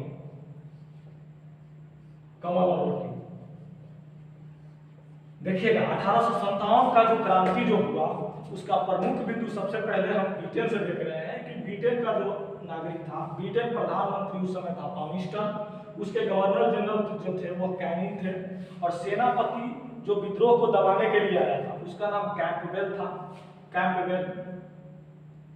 और विद्रोह का जो प्रतीक था वह कमल और रोटी था। तो इस चीज को, इतना चीज को हम लोग जान लेना बहुत ज्यादा जरूरत है। अब देखिए, ये तो ब्रिटेन से रिलेटेड हो गया। अब इंडिया से रिलेटेड जो चीज था उसके बारे में हम लोग जान लेते हैं। इसका स्वरूप कैसा था? इसका स्वरूप जो बेसिकली हम लोग देख रहे हैं, पहला होगा राजनीतिक कारण, दूसरा आर्थिक कारण, तीसरा सामाजिक एवं धार्मिक कारण, तीसरा जो होगा वो सैनिक कारण, और चौथा जो होगा वो तत्कालिक कारण। देखिए, राजनीतिक कारण में क्या था, वो डलहौजी की नीति, सबसे बड़ा जो डलहौजी का नीति था हड़प नीति था। पहला था हड़प नीति। दूसरा था, उसने क्या किया था कि नवाब का जो अवध के जो नवाब थे उस पर कुशासन का आरोप लगा करके उसके सारे जो पावर था वो छीन लिया था। दूसरा जो था वो आर्थिक कारण, कर में वृद्धि कर दिया था। कृषि उद्योग जो मेरा जो जटिल था उसको उन्होंने खत्म कर दिया था। सामाजिक एवं धार्मिक कारण, रूढ़िवादी का कारण था, वो समाज और धार्मिक को वो अपने हिसाब से ले जाना चाहता था। और तीसरा था सैनिक कारण जो सेनापति का जो अनुपात था, इसमें 5 भारतीय पर 1 अंग्रेज सेना रहते थे, और उसकी वेतन में भी असमानता थी। ये सबसे बड़ा कारण था। वह भेदभाव भी होता था। और तत्कालिक कारण 1857 का जो तत्कालिक कारण था वो ब्राउन वेस्ट राइफल को हटा करके, और क्या किया गया था कि एनफील्ड राइफल का उपयोग किया था, जिसमें चर्बी वाले कारतूस का उपयोग हम लोग करते थे। ब्राउन वेस्ट इसका तत्कालिक कारण था। ब्राउन वेस्ट जो राइफल जो पहले जो चलती थी उसको हटा करके क्या किया गया था कि एनफील्ड राइफल का उपयोग किया था, जिसमें चर्बी वाले कारतूस का उपयोग होता था। इसका वो तत्कालिक कारण है, इसको मैंने आपको बता दिया। इसका प्रारंभ जो है, इसका अब हम लोग देखते हैं इसका प्रारंभ। 1857 का क्रांति का प्रारंभ कहाँ से हुआ? इसका प्रारंभ जो हुआ था वो जनवरी 1857 में दमदम से। फिर वह चलते चलते दमदम के क्षेत्र से होकर के 1897 में बरहमपुर आ गया। दमदम, बरहमपुर और बैरकपुर, ये तीनों जो जगह है वो आपको वेस्ट बंगाल में पड़ता है। दमदम, बरहमपुर और बैरकपुर, ये तीनों जो है वह क्या करता है कि वेस्ट बंगाल में पड़ता है। और 29 मार्च बैरकपुर में 34वीं बटालियन के का जो सूबेदार थे मंगल पांडे ने गोली चलाकर लेफ्टिनेंट बाग और सार्जेंट ह्यूडसन की क्या की थी कि हत्या घायल कर दिया था। बाग और ह्यूडसन की घायल कर दिया था। जो 34वीं बटालियन के जो मंगल पांडे था उन्होंने विद्रोह कर दिया, और और बाघ और ह्यूडसन की क्या किया कि घायल कर दिया, जिसके कारण वह 8 अप्रैल को फांसी दे दिया गया। इसका जो प्रारंभ था वो पहला जो प्रारंभ हुआ दमदम से, दमदम, दूसरा दमदम होते हुए क्या किया कि ये चला आया तुमको बहरमपुर, और तीसरा जो चला आया वो बैरकपुर, और यहाँ पे आकर के यह रुद्र रूप ले लिया, और यह इसी के 34वीं बटालियन जो थी, 34वीं बटालियन का सूबेदार था मंगल पांडे।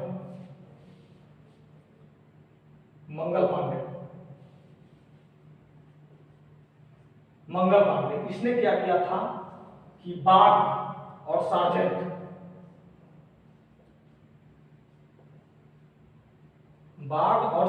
के ऊपर गोली चला दी, जिससे यह घायल हो गया।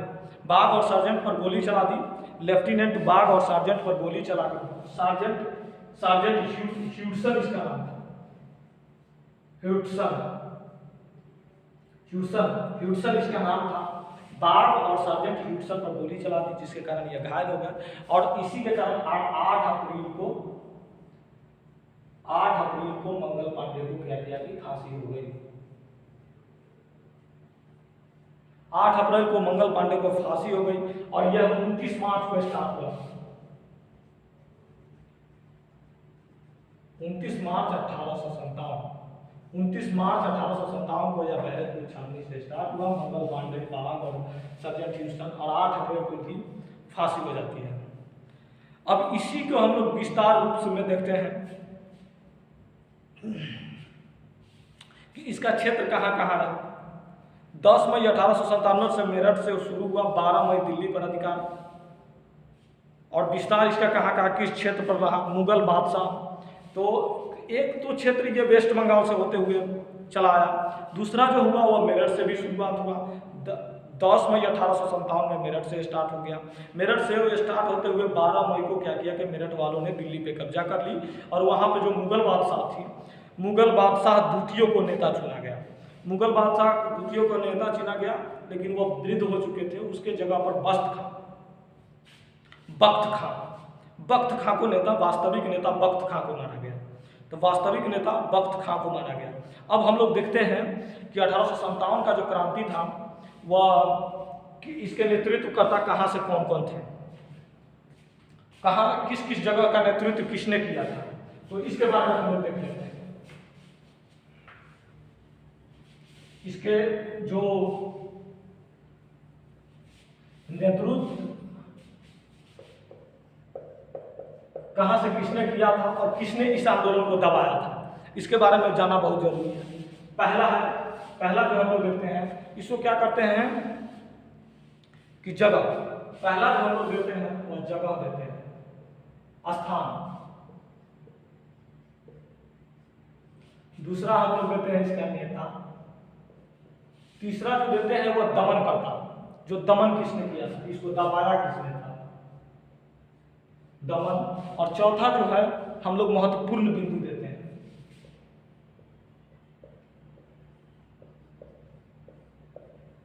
महत्वपूर्ण बिंदु क्या है, तो देखिए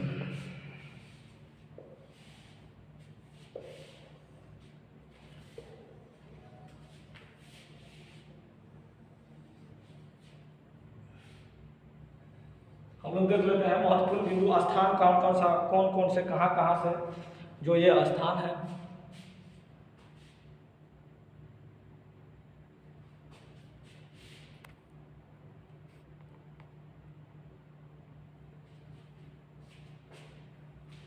तो हम लोग देख लेते हैं स्थान। पहला जो स्थान है वह दिल्ली से किन्होंने नेतृत्व किया था, तो दिल्ली से का जो मेन नेता था वो बहादुर शाह था। बहादुर शाह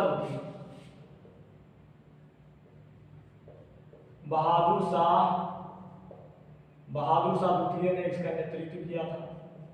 दिल्ली से जो नेतृत्व किया था वह बहादुर शाह द्वितीय, और इसका जो क्या किया था कि दमन जो किया था वह हडसन और निकोलस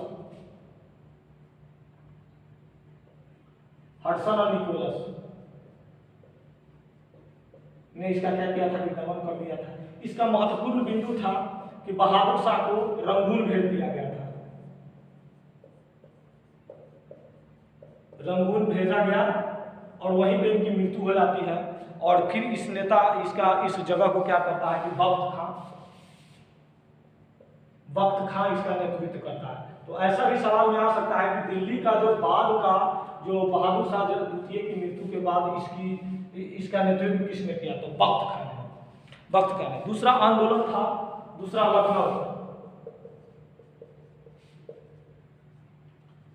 लखनऊ में जो नेता थे वो हजरत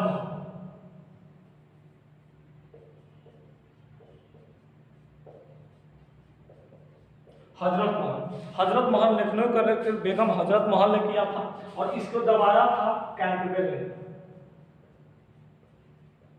ने इसको दबाया था। और जिसके कारण हजरत महल जो थी वह क्या की थी कि कैंपबेल के दबाने के बाद यह नेपाल चली गई थी।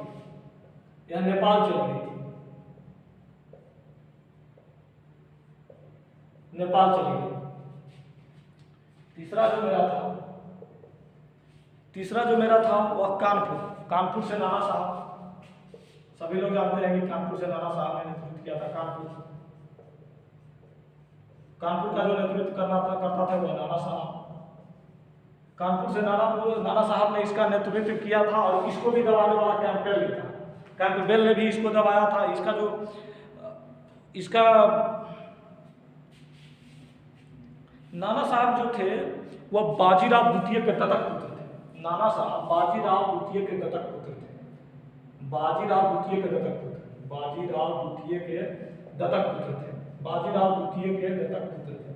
पुत्र कहने का मतलब गोद लिया हुआ पुत्र था जो नाना साहब थे। नाना साहब को ही धोधू पंत बोलते थे। नाना साहब को धोधू पंत, नाना साहब एक बार पूछ लिया जाता है धोधू पंत, इसको याद रखना है। नाना साहब को धोधू पंत बोलते हैं। उसके बाद ग्वालियर से जो मेरा थे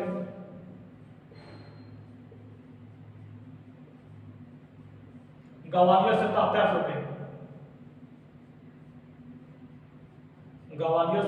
टोपे इसके नेतृत्व करता थे। तात्या टोपे का बचपन का नाम रामचंद्र पांडुरंग था। इसके भी बचपन का नाम बहुत पूछता है, रामचंद्र पांडुरंग।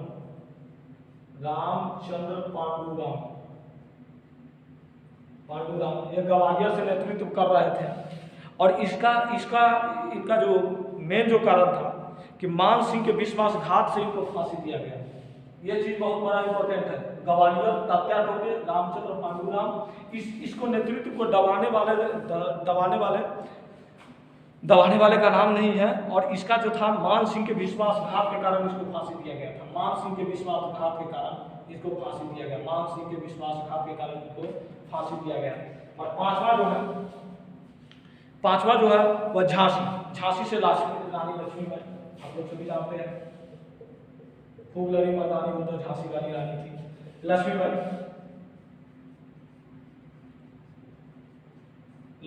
सर ह्यूसन ने इसको दबा दिया था। सर ह्यूरोज ने इसको दबाया था। सर ह्यूरोज ने दबाया था और बहुत उन्होंने आत्मसम्मान वाली बात बोली थी कि एक महिला होकर इन्होंने इतनी बड़ी योगदान दी। आखिर उसने उसको कार्य के लिए भेजा था और उसने उसको दबा दिया था, लेकिन उन्होंने बहुत ही इसकी प्रशंसा की थी। तो सर ह्यूज ने इसको पहराया था। यह जो लक्ष्मीबाई थी वह गंगाराम की विधवा थी और दत्तक पुत्र दामोदर राव को वह सत्ता दिलाना चाहती थी। इसीलिए इन्होंने इस आंदोलन का नेतृत्व किया। अब हम लोग आते हैं बिहार के जगदीशपुर।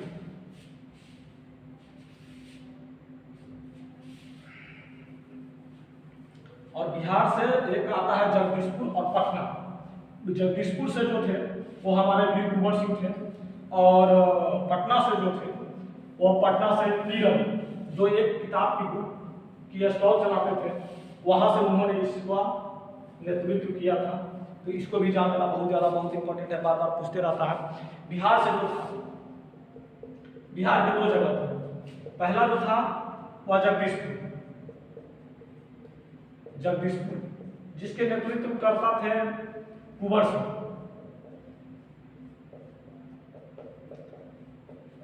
और दूसरा पटना, पटना से जो थे वो पीरन, पटना से पीरन, तो इसको जान लेना बहुत जरूरी है। और इसका जो दमन इसको किया था वो विलियम टेलर, विलियम टेलर ने इसको क्या किया था कि दबा दिया था। पटना का जो नेतृत्व का जो था वो विलियम टेलर ने दबाया था। यूपी का जो भी था उसको दबाने वाला कैंपबेल था, कैंपबेल, और दिल्ली का हडसन निकोलस। तो विलियम टेलर ने भी इसको दबा दिया। ये दोनों नेतृत्व, दोनों को क्या किया कि दबाने वाला वही था।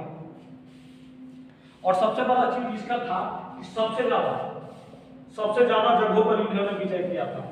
सबसे ज्यादा जगह पर वीर कुंवर सिंह जो नेतृत्व कर रहे थे, उस टोली ने सबसे ज्यादा जगह पर विजय किया था।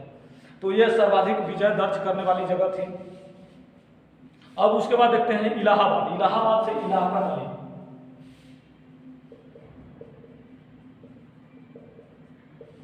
इलाहाबाद से जो नेतृत्व करता था वो लियाकत अली थे।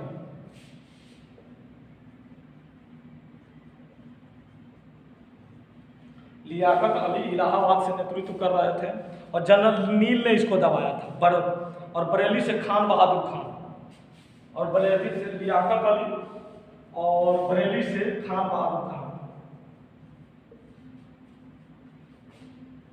खान बहादुर खान, खान बहादुर खान, खान बहादुर खान था। इसके बाद और सारे थे, गोरखपुर से गजाधर सिंह, मथुरा से देवी सिंह, राजस्थान से जयदाल और हरदयाल ने, राजस्थान, और फतेहपुर से अजीमुल्ला ने। तो झांसी की रानी लक्ष्मीबाई ग्वालियर पर अधिकार कर लिया था। झांसी छोड़ने पर, अगर रानी लक्ष्मीबाई झांसी छोड़ने के बाद वो क्या किया था कि फिर से ग्वालियर पर उन्होंने अधिकार कर लिया। तो ये तो हम लोग देख लिए कि ये कौन कौन जगह थी, कहाँ कहाँ से इसको किसने दबाया। तो हम लोग इस पर पहला एक बार और रिकॉल कर लेते हैं।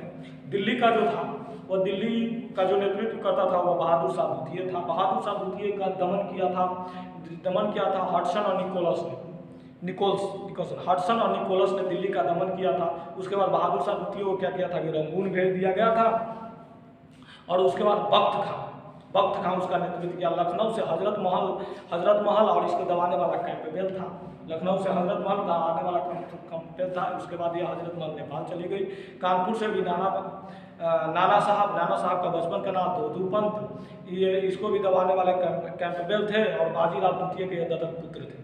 ग्वालियर से तात्या टोपे, इसको भी दबाने वाला तात्या टोपे, जिसके बचपन का नाम रामचंद्र पांडुरंग था। और यह मान सिंह के विश्वासघात के कारण ये भी हार गया। झांसी से रानी लक्ष्मीबाई, इसको सर हिंदोज ने इसको हराया था और गंगा राव की विधवा थी। यह बिहार में 2 जगह से, जगदीशपुर से वीर कुंवर सिंह, इसको टेलर ने इसको दबाया था और इसका सबसे ज़्यादा जगह पर इन्होंने ही कब्जा किया था। दूसरा पटना से पीर अली, जो एक पुस्तक के विक्रेता थे, उन्होंने इसका नेतृत्व किया था। इलाहाबाद से लियाकत अली और बरेली से खान बहादुर खान, ये सब दोनों को दबाने वाले थे और कैंपबेल थे। अब देखते हैं इसके असफलता के कारण। देखिए इसके असफलता के कारण क्या था। इसके असफलता के कारण था कि बेसिकली यह पार्टिकुलर क्षेत्र में ही सिमट के रह गया था। तो अब देखिए यहाँ से बिहार, पटना, दिल्ली, यूपी और कुछ एमपी के पार्ट में ही यह सीमित करके, या कुछ सीमित क्षेत्र में ही सीमित कर रह गया था। यह ज़्यादा इसकी विस्तृत नहीं हो पाया। और इसमें मेन था कि नेतृत्व का अभाव था। एक लीडर नहीं था जो उसकी नेतृत्व कर सके। उसके बाद भारतीयों के समर्थन का भी अभाव था। इसमें बहुत सारे भारतीय थे, वो इसका समर्थन नहीं करते थे। जिस तरह से जमींदार वर्ग के लोग था वो इसका समर्थन नहीं किया करते थे। इसलिए असफलता का मेन कारण ये हो गया। उसके बाद इसका परिणाम क्या हुआ? परिणाम इसका ये हुआ कि जुलाई 1858 में पील आयोग का गठन किया गया। पील आयोग का मेन उद्देश्य था कंपनी की समाप्ति। जो कंपनी ईस्ट इंडिया कंपनी थी उसकी समाप्त करके क्राउन के हाथों में सत्ता आ गई। उसके बाद डलहौजी की नीति की समाप्त हो गई। देसी नरेश की जो पावर होती है उसको पूर्वता दे दिया गया। सेना जो 5:1 में था उसको कम कर करके 2:1 में कर दिया गया। नया पद भारत सचिव का नेतृत्व में आया और मुगल वंश का समाप्ति कर दिया गया।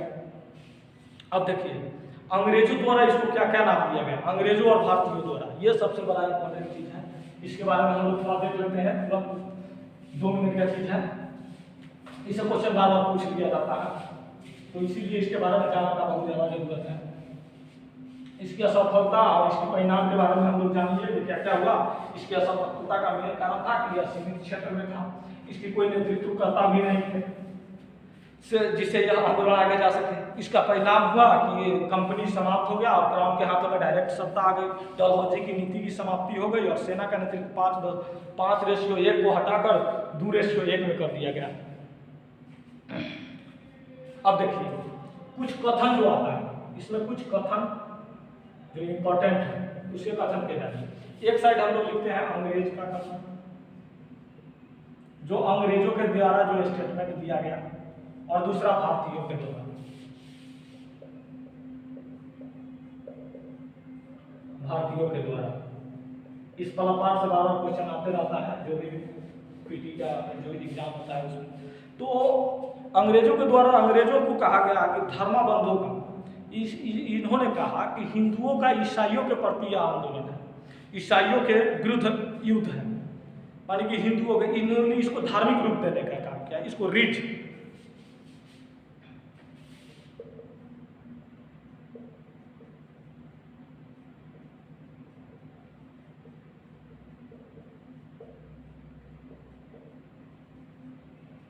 धर्मों का ईसाइयों से युद्ध, इसको रिज ने कहा, इसको रिज ने कहा। दूसरा जो था उसने कहा था कि यह बर्बरता और सभ्यता के बीच युद्ध है, यानी कि हम सभ्य लोग हैं। अंग्रेज का कहने का ये मतलब था कि हम लोग सभ्य हैं और यहाँ पे जो लोग कर रहे हैं वह बर्बर है, तो इसीलिए बर्बरता और सभ्यता के बीचों का युद्ध बताया। इसको होल्स ने बोला था, बर्बरता और सभ्यताओं के बीच का युद्ध, बर्बरता और सभ्यताओं के युद्ध, सभ्यताओं के बीच युद्ध। इसको क्या किया था कि इसको मेन बोलने का मकसद था कि हम लोग बहुत अच्छे हैं, अंग्रेज बहुत अच्छा था, ये जो इंडियन आर्मी है वो बहुत बर्बर लोग थे, इसीलिए इन्होंने काम किया। इसको कहने वाला होम्स थे। उसके बाद एक और था, क्योंकि हिंदू मुस्लिम षड्यंत्र, एक ने कहा था टेलर ने, जो कैंपेल टेलर, जो क्या किया था कि जो हमारे बिहार के जो आंदोलन थे उनको दबाने का जो काम किया था, पटना और जगदीशपुर को टेलर ने, तो टेलर ने कहा था कि यह हिंदू मुस्लिम षड्यंत्र है। और एक और थे जो लॉरेंस ने, वह सैनिक विद्रोह बताया था, भारतीयों का समर्थन था। सैनिक विद्रोह कहने वाले में भारतीय समर्थक दुर्गादास और सर सैयद अहमद खान थे, इन्होंने भी भारतीयों कहा था। और देखिए, और भारतीयों का जो स्टेटमेंट था उसको भी थोड़ा ध्यान में रखिए। भारतीय के स्टेटमेंट में था कि प्रथम स्वतंत्रता संग्राम न प्रभाव राष्ट्रीय की संज्ञा, न प्रथम स्वतंत्रता संग्राम हुआ, न प्रथम राष्ट्रीय संज्ञा। यह आरसी मजूमदार ने इसको कहा था, आरसी मजूमदार। और प्रथम स्वतंत्रता संग्राम, इसको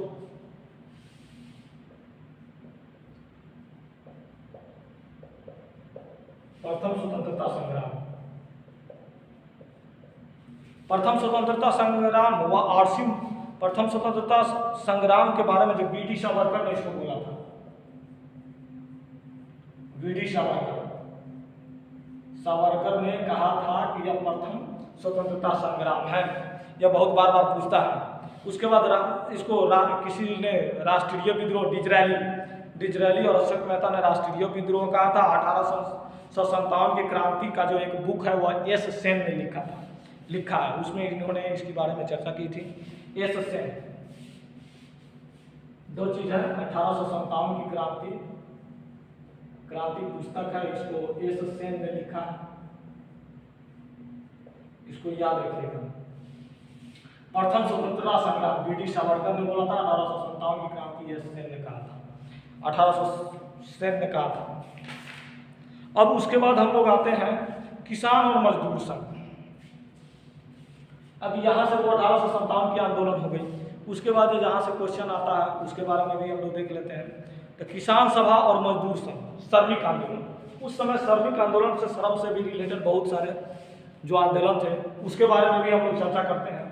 श्रमिक आंदोलन,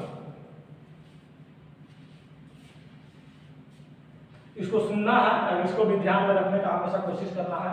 बार बार आप वीडियो को देखिए और इसको ध्यान में रखने का कोशिश कीजिए। या किसी भी एग्जाम, कोई भी एग्जाम, स्टेट लेवल PCSC हो या सेंट्रल लेवल का हो, कोई भी एग्जाम हो, इससे एक भी क्वेश्चन बाहर नहीं आएगा। अब देखिए किसान सभा और मजदूर संघ। अगला हमारा जो टॉपिक होगा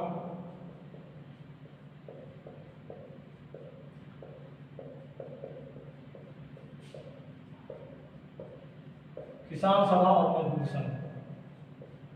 ये मेन टॉपिक है मेरा, मजदूर संघ।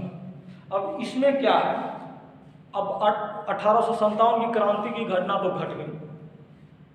अब उसके बाद तरह तरह के एक संगठन में भागे, तरह तरह का एक संगठन बना जिसमें किसान संगठन और मजदूर संघ थे। ये सब श्रमिक आंदोलन, जो श्रम करते थे, श्रम करने का मतलब हो गया श्रम करते थे और उनको हिसाब से उनकी मेहनताना जो होती है, मजदूरी जो होती है, वो नहीं मिल पाता था। तो इसी तरीका से एक तरफ किसान सभा का स्थापना हुआ और दूसरी तरफ मजदूर संघ की स्थापना हुई। तो हम लोग एक तरफ देखेंगे किसान सभा और दूसरी तरफ जो हम लोग देखेंगे वो मजदूर संघ, और दूसरी तरफ मजदूर संघ।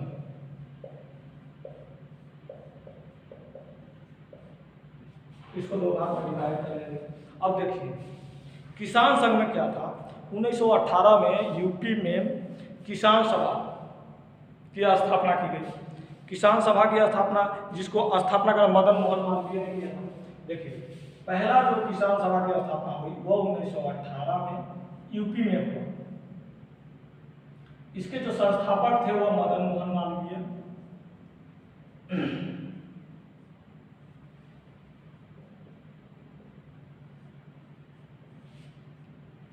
मदन मोहन मालवीय थे क्योंकि सबसे प्रथम 1918 में जो यूपी में हुआ किसान सभा, इसको बोलते हैं किसान सभा, मदन मोहन मालवीय ने यूपी में इसकी स्थापना की थी और इसका जो नाम था किसान सभा। किसान सभा इसका नाम रखा गया, किसान सभा नाम रखा गया। और इसमें जो पार्टिसिपेंट्स, जो इसके संस्थापक थे वह इंद्र नारायण गौरी शंकर। इसमें एक दो और थे, इंद्र नारायण और गौरी शंकर। एक किसान नेता थे इंद्र नारायण और गौरी शंकर। 1918 में यूपी में मदन मोहन मालवीय, इंद्र नारायण और गौरी शंकर ने किसान सभा की स्थापना की। उसके बाद क्या हुआ, और उधर मजदूर संघ में देखते हैं। मजदूर संघ में देखते हैं तो मजदूर संघ में भी 1918 में मद्रास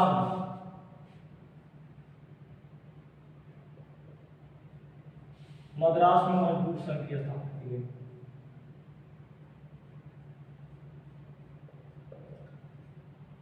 मजदूर संघ की स्थापना की 1918 में मद्रास में मजदूर संघ की स्थापना की।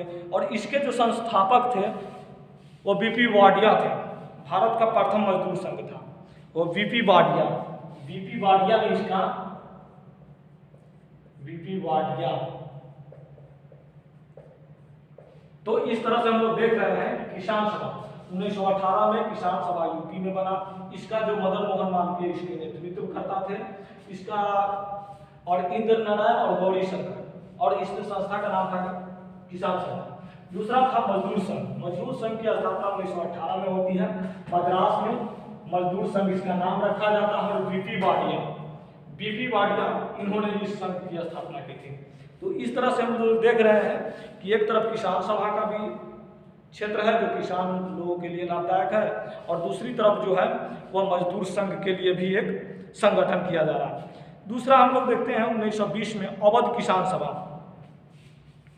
1920 में अवध किसान सभा की स्थापना की। 1920 में क्षेत्र था अवध किसान सभा की स्थापना।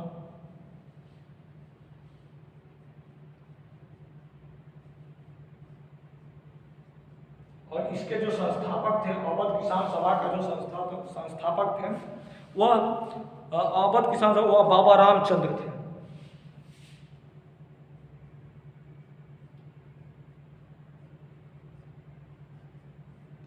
बाबा रामचंद्र थे। और उसके बाद हम लोग देख रहे हैं कि इधर अहमदाबाद टेक्सटाइल लेबर एसोसिएशन की स्थापना, इधर 1918 में महात्मा गांधी ने 1918 में अहमदाबाद में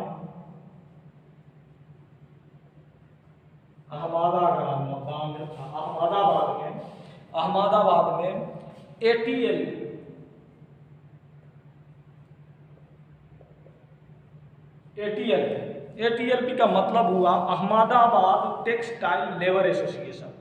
1918 में Ahmedabad textile labour association ATLP labour association, इसकी स्थापना महात्मा गांधी ने की। इसको यह VVI क्वेश्चन रहेगा, यह बार बार रिपीट करता है क्वेश्चन। 1918 में अहमदाबाद में ATLP यानी कि Ahmedabad textile labour and association की स्थापना महात्मा गांधी जी के द्वारा किया गया था 1918 में। इसका सिद्धांत था ट्रीटीशिप का सिद्धांत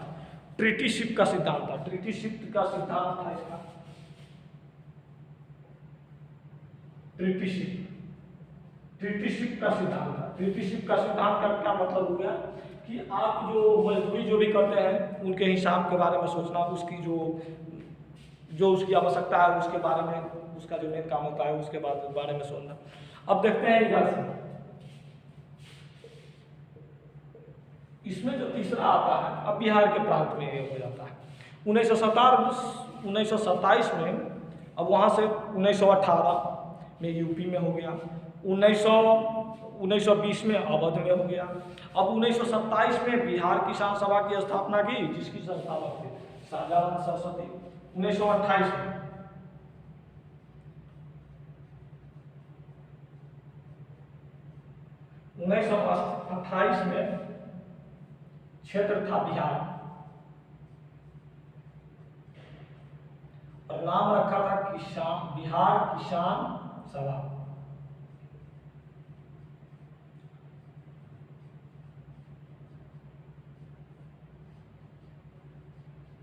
बिहार 1928 में बिहार में और बिहार किसान सभा की स्थापना शाहजानंद सरस्वती द्वारा की गई। शाहजानंद सरस्वती। अब आप बिहार UPSC का अगर एग्जाम दे रहे हैं तो इस नाम को याद रखना सबसे ज्यादा जरूरत है कि 1928 में किसान सभा का आंदोलन का स्थापना हुई थी, इसको बिहार में बिहार किसान सभा नाम दिया गया था और शाहजानंद सरस्वती इसके संस्थापक थे। फिर 1918 में आता है आंध्र प्रदेश किसान सभा, आंध्र प्रांतीय किसान सभा। और इधर से जो हम लोग तीसरा पॉइंट जो देख लेते हैं, तीसरा में क्या था, इधर से जो तीसरा में आता है 1920 all India trade union Congress AIT। 1920 में इसकी स्थापना हुई। ऑल इंडिया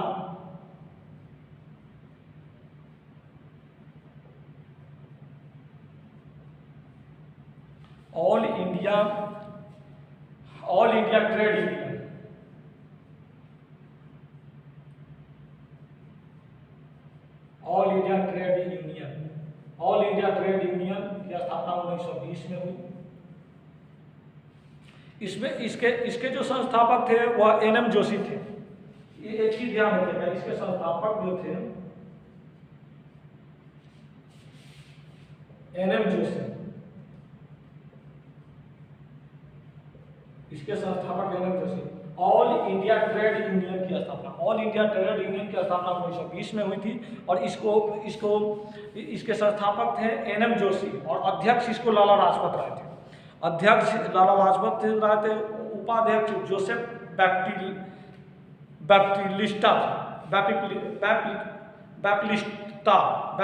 था और महामंत्री दीवान चमनलाल थे।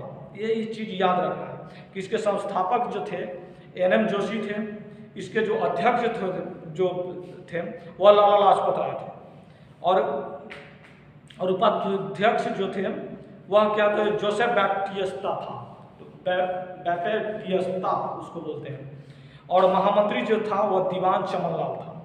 इस चीज को याद रखना है। अब हम लोग एक और इसको मिटाना पड़ेगा। अगर आप लोगों को अगर कोई चीज़ नोट करना होगा तो उसको रिपीट करके मेरे आवाज़ को भी सुन करके आप उसको फिर से रिवाइज कर सकते हैं।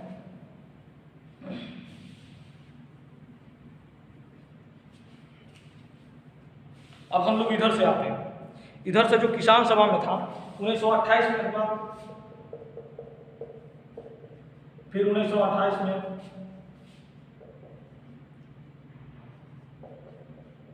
आंध्र किसान प्रांतीय आंदोलन, आंध्र किसान प्रांतीय सभा 1928 में आंध्र किसान प्रांतीय सभा की स्थापना हुई।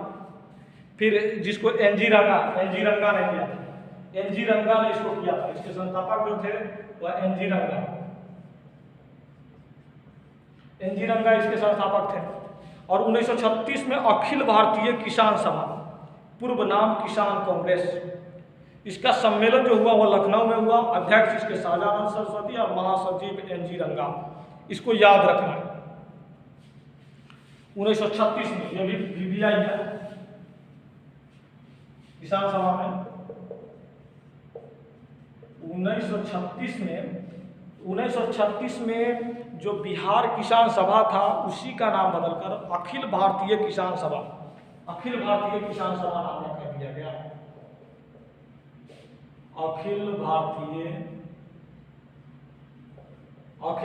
किसान सभा।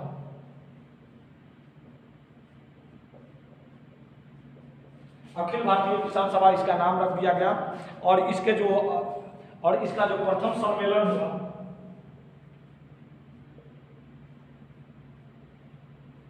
प्रथम जो सम्मेलन हुआ वह लखनऊ में हुआ। प्रथम सम्मेलन लखनऊ में इसके जो अध्यक्ष थे वह प्रथम शाहजानंद सरस्वती थे। इसके महासचिव, इसके अध्यक्ष को भी याद रखिएगा, इसके अध्यक्ष जो थे वह शाहजानंद सरस्वती थे, शाहजानंद सरस्वती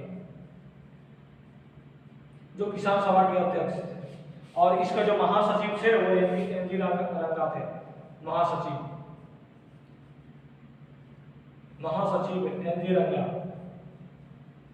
एनजी रंगा। इसको याद रखना बहुत ज्यादा है। इसका पहला नाम जो किसान सभा ही था।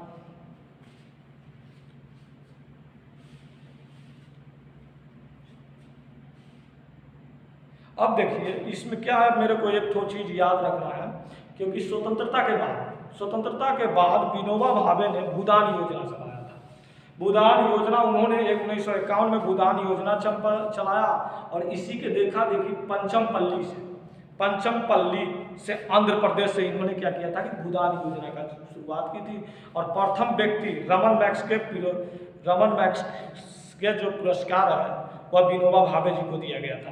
प्रथम भारतीय जिसको रमन मैक्स के पुरस्कार दिया गया वह विनोबा भावे थे। तो इस तरह से हमारा किसान और श्रमिक आंदोलन खत्म हो जाता है।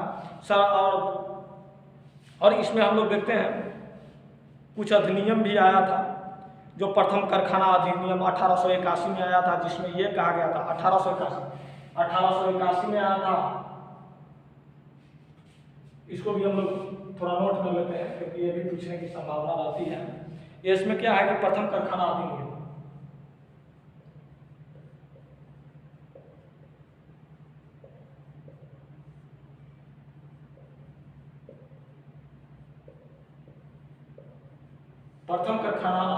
प्रथम कारखाना अधिनियम जो मेरा आया था वह 1881 में आया था।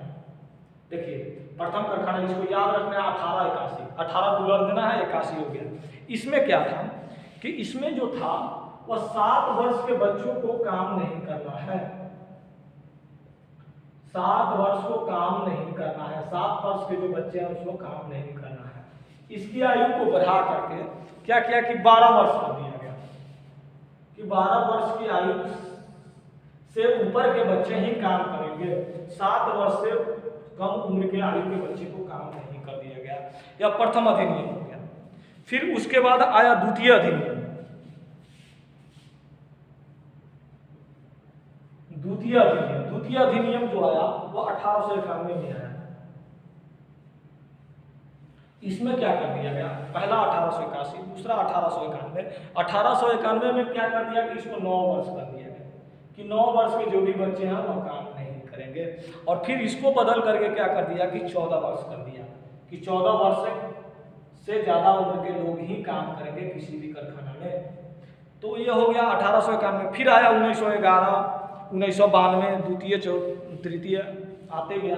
तो इस तरह से इसको थोड़ा याद रखना। प्रथम कारखाना अधिनियम 1881 में आया था, जिसमें लिखा गया था कि 7 वर्ष के बच्चे काम नहीं करेंगे, 12 वर्ष तक के लोग काम करेंगे। द्वितीय कारखाना अधिनियम 1819 में आया था, जो 9 वर्ष के बच्चे काम करेंगे, 14 वर्ष से कम उनके बच्चे को काम नहीं करना है।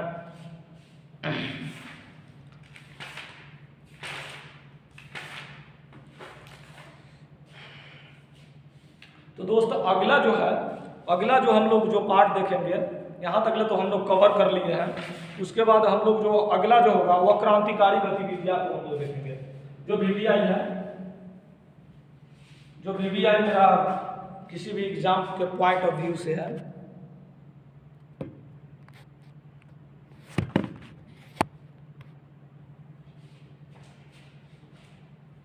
ठीक है। तो आज का मेरा एपिसोड नंबर 2 यहीं पे ख़त्म करते हैं। और आप लोग इसको सब्सक्राइब कीजिए हमारे चैनल को, और इसको अधिक से अधिक लोगों में के बीच पहुंचाइए, जिससे जो बच्चे जो तैयारी करना चाहते हैं उसको बहुत सारा बेनिफिट मिले। क्योंकि इसने मैंने जो भी जहां से भी क्वेश्चन जो पूछा जाता है उसके बारे में हम लोग ब्रीफली से डिटेल से डिस्कस किया है। जो भी जहां से क्वेश्चन आता है, मेरे को भी ब्रीफली और इतिहास नहीं लिखना है, सिर्फ मेरे को एग्जाम क्वालिफाई करना है। तो एग्जाम क्वालिफाई करने के लिए क्वेश्चन का पैटर्न क्या होता है, कहाँ से क्वेश्चन पूछा जाता है, मैंने सिर्फ उस पार्ट को कवर किया है। विशेष पार्ट और विशेष डीपली पढ़ने के लिए अब फिर आपको तो इतिहास को पूरा रिसर्च करना पड़ेगा, जो किसी भी बच्चे के पास उतना टाइम नहीं रहती है। तो हम लोग उतना पर नहीं जाते, जहाँ से क्वेश्चन पूछा जाता है उसी चीज़ पर हम लोग डिस्कस करेंगे। कल का जो मेरा पॉइंट होगा वो क्रांतिकारी गतिविधियाँ भाग 1 होगा। इसमें बहुत सारा भाग 2, भाग 3, फिर उसके बाद हम लोग देखेंगे कि गवर्नर जनरल उनके कार्य और अधिवेशन को देखेंगे। पहला जो अधिवेशन कहाँ पे हुआ, कांग्रेस का अधिवेशन के बारे में हम लोग पढ़ेंगे। उसके बाद वायसराय है, इसके बाद हम लोग तुरंत इसको खत्म कर देंगे। ज़्यादा इसमें विशेष टाइम में अगर थोड़ा आप लोग सहयोग दीजिए तो यह बहुत जल्दी खत्म हो जाएगा। ठीक है, इतना ही कहकर मैं वीडियो को स्टॉप कर रहा हूँ। आपको अगर मेरी वीडियो अच्छी लगी तो इसको लाइक कीजिए, सब्सक्राइब कीजिए और चैनल को अधिक से अधिक लोगों तक पहुँचाइए, जिससे लोगों को बेनिफिट मिले। थैंक यू और बेस्ट ऑफ लक।